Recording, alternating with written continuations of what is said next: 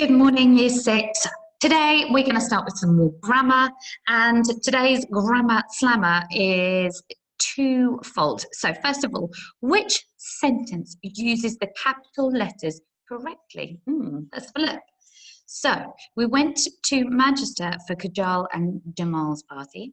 We went to Manchester for Kajal and Jamal's party.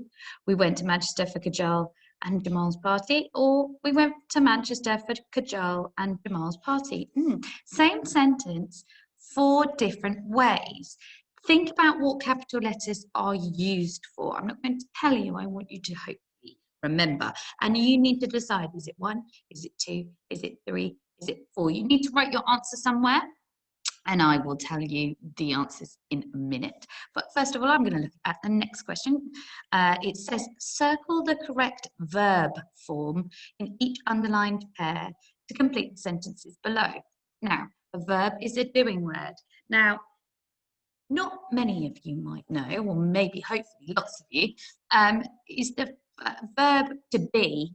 Being is a verb, okay? So is a verb, and was is a verb, okay? So these are all verbs, was and were.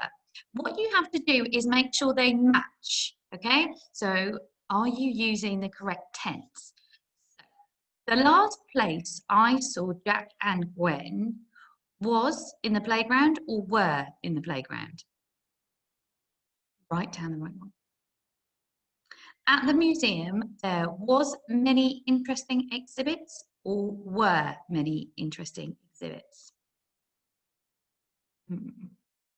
And the bikes was lined up for the start of the race, or the bikes were lined up for the start.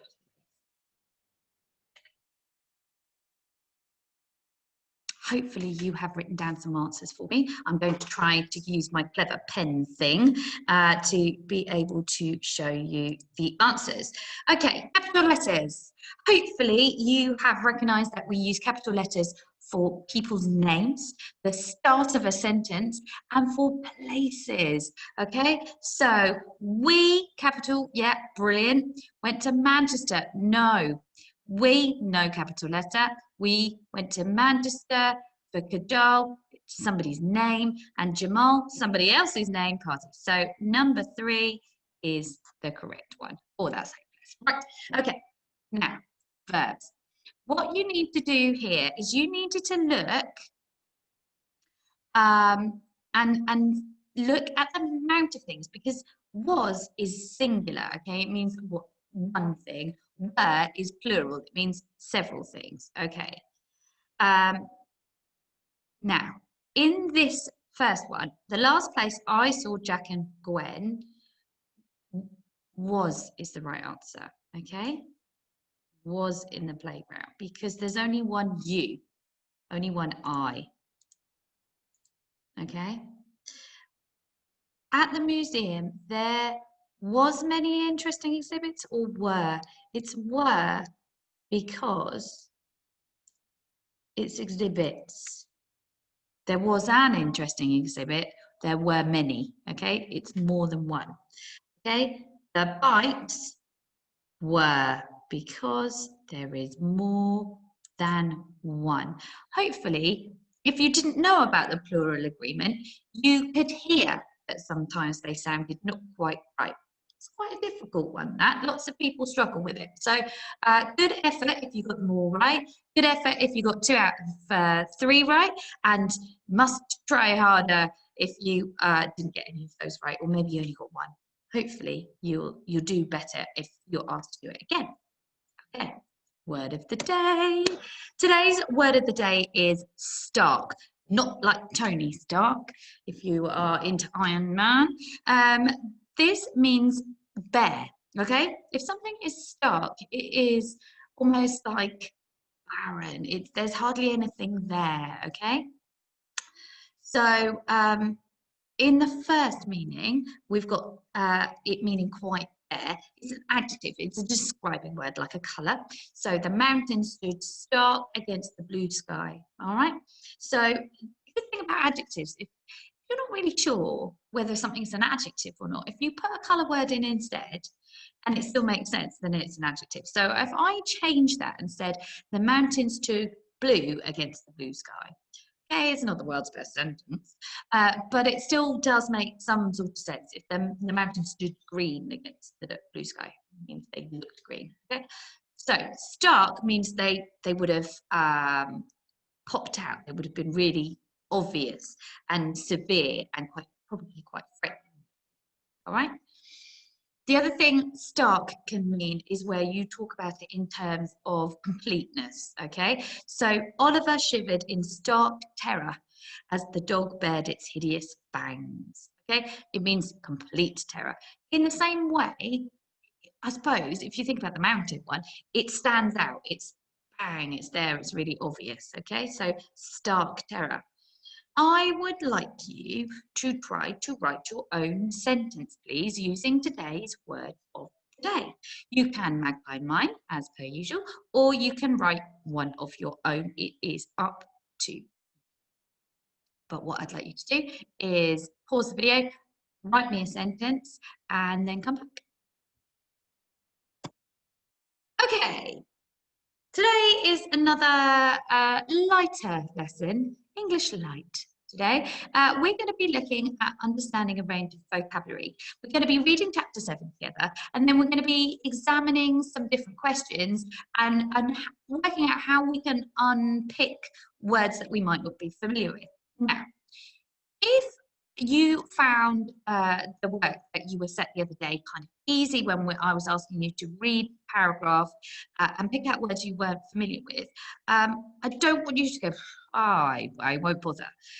It's really important you do this because these are all skills that you will be using in secondary school, and you need to practice them on things whether you find them easy or hard. Okay, so I want everybody's work to be in. It's gone very quiet on the English handing in this week, so we need to up our game. But first off, we need to read chapter 7 of Oliver Twist. So settle in, team. Here we go. Chapter 7, in which Oliver is put to the test. Those quiet days at Mr. Brownlow's house in Pentonville were the happiest Oliver had ever known. His whole life had been lived out to the noise of spoons scraping on tin, of shouts and kicks and blows, of quarrels and cursing. Now, peace muffled every step, every closing door, every mealtime, every night's sleep. Oliver quickly came to love Mr. Brownlow, Mrs. Bedwin, and the faces which looked down at him from the portraits on the wall. It seemed, too, that he was loved in return, by all but one. Mr. Brownlow had a lifelong friend called Mr. Grimwig, an argumentative gentleman with a large powdered wig and a walking stick that he rapped sternly against the floor or table whenever he offered his opinion. Mr. Grimwig had a great many opinions, and he held them very strongly. In fact, Mr. Grimwig always took the opposite point of view for the joy of it. Yet somehow his pig-headedness never marred the friendship. He and Mr. Brownlow were friends, and true friends do not have to agree on everything. That boy is not to be trusted, said Mr. Grimwig of Oliver. As soon as he is fit, he will go back to a life of crime. He will, or I'll eat my head. Never, said Mr. Brownlow equably. Life has treated him with great cruelty, but he is a good boy at heart. You are too kind, Brownlow, too kind, too trusting. The boy will take advantage of you. He will, or I'll eat my head. One day, Mrs. Bedwin burst into Oliver's room, brandishing a hairbrush, her face flushed with excitement. Mr. Brownlow has sent for you, she said. Let me make you look presentable. So Oliver put on his new suit and went downstairs to where Mr. Brownlow and Mr. Grimwig sat eating muffins. When Oliver entered, Mr. Brownlow looked so sombre and serious that Oliver was suddenly afraid. Oliver, I mean to send you— Oh, please, sir, don't send me away, Oliver burst out. Please, take back this suit. Let me work as a servant, but don't send me back out on the streets. Calm yourself, boy. I was simply going to ask if you would like to run an errand for me. Oh, I'd like that very much, said Oliver, who'd been cooped up in the house for 6 long weeks. These books must be returned to the bookseller, and here are the £5 I owe him. Proudly, Oliver took the pile of books and tucked the crinkling white banknote into his pocket. He had never handled so much money in all his life. Mr. Grimwig watched, rocking his big head to and fro, scowling disapproval and tapping his cane on the floor. Oliver bowed to him politely and headed for the door. Come straight back, said Mr. Brownlow. Oh, I will, sir, promised Oliver. Pausing on the tall stone steps of the house, dazzled by the winter sunshine, Oliver looked both ways along the empty street, then set off eagerly on his mission. And that will be the last you see of him, said Mr. Grimwig, helping himself to a muffin. He has £5 and a pile of valuable books. Even now, he's running back to his robber's den, laughing at you every step of the way. He is, or I'll eat my nonsense, said Mr. Brownlow. He will be back inside 20 minutes. The big clock in the corner counted each passing second. Half an hour at most, said Mr. Brownlow. The light faded in the window, but still the two friends sat, the lamp unlit, while the clock's hands passed slowly over its stark white. Oliver stopped for a moment to get his bearings. The bookshop must be around the next turning on the left. A young woman in a bonnet and carrying a little basket was crossing the street. She quickened her pace until she was running towards him. Her arms engulfed Oliver, her skirts washed around his legs. His face was pressed to her chest. For a moment, he could not breathe. Oh, there you are, you naughty boy. I found you at last. How could you run off like that and drive us all mad with worry? Nancy, Oliver struggled to break free, but Nancy was holding him too tightly. People, noticing the struggle, saw a tearful girl clasping close a long-lost little brother. He ran off last week, and we've been searching for him day and night, she explained, in a shrill wail. Oh, come on with me, little brother, before our poor mother dies of a broken heart. No, it's not true. Help me, gasped Oliver, but passers-by only shook their heads reproachfully at him and smiled at his kidnapper. The precious books dropped to the pavement. Out of a side alley stepped a third person to pick them up. There was a dirty red bandana around his throat, a white dog at his heels. Bill Sykes took hold of Oliver's other wrist so tightly that he thought it would break, and together Nancy and Sykes forced Oliver down the alley where no one would see what became of him. Bullseye, hissed Sykes at the dog. Watch him. And he pointed to Oliver's throat. Now, you run, boy. The dog will rip you to pieces. Seeing that there was no escape, Oliver stopped struggling. Oh, such drama. Mr. Brownlow. Will he ever find Oliver? Who knows? Okay. What we're going to do first is we are going to have a look at this little snippet over here of the questions, okay? And then, not of the questions, of the paragraph. And then we're going to have a look at the questions. Now, some of those might be a bit hidden underneath my face, but I will read them to you. Okay. So, it's from the beginning of the chapter. Those quiet days at Mr. Brownlow's house in Pentonville were the happiest Oliver had ever known. His whole life, blah, blah, blah, blah, blah. Right. So the question reads, look at the paragraph on the left. Find and copy one word that means arguing or a strong disagreement. Find and copy one word that means sounds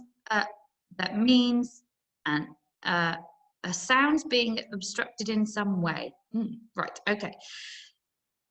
I don't want us to really actually try to answer these questions straight off. I want us to think about what sort of skills do we have to use to be able to answer them, because when we are doing comprehension, knowing what skill we've got to use really, really, really helps us. So, find and copy. job number 1 is find, okay? So we need to use the skill of skim reading.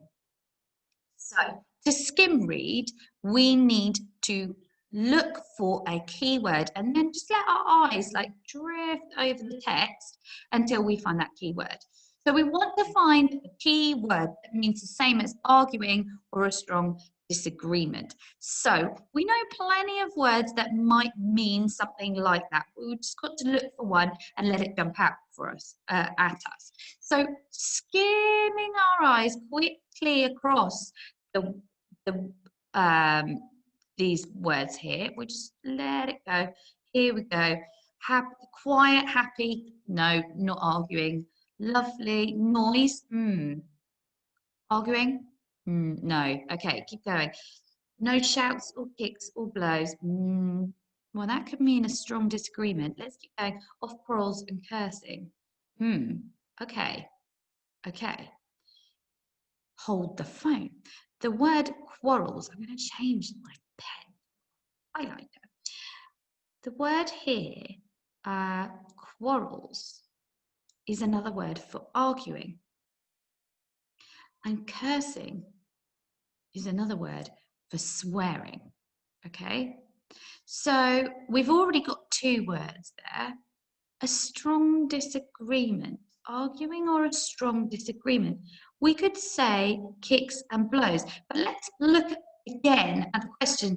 Find and copy, how many words? 1. So we need to choose one of these words. Which one means arguing? Well, quarrels mean arguing. So what we would do here is we'd use our pen. And I can't type, I'd like to do that. I'm going to see if I can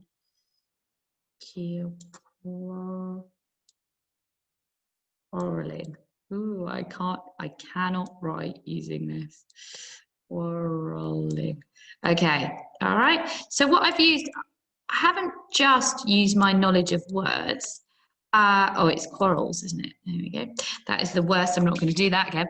I haven't actually used just the one skill of, oh, I know what a word means. I've used this scan and skim to be able to find an answer really quickly.